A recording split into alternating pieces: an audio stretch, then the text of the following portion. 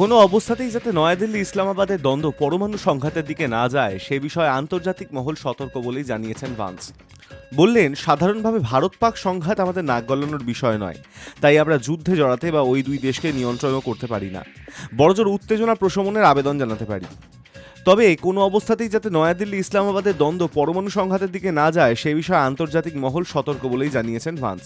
তিনি বলেন, ঈশ্বর করুন এমনটা যেন না হয়। তবে এখনই ভারত পাক পরমাণু সংঘাতের সম্ভাবনা নেই বলেই জানিয়েছেন তিনি।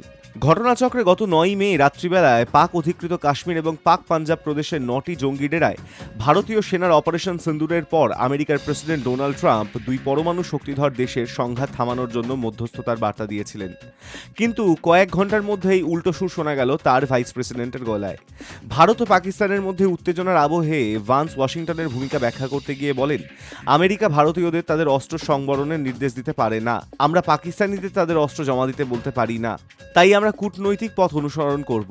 কূটনৈতিকদের একাংশ মনে করছেন, গাজা এবং ইউক্রেন যুদ্ধ থামানোর ক্ষেত্রে অতি সক্রিয়তায় কাজ না হওয়াতেই দক্ষিণ এশিয়ার ক্ষেত্রে ধীরে চলো নীতি নিতে চাইছে ওয়াশিংটন। ভান্সের কথায় সেই ইঙ্গিতই রয়েছে। Hi news network.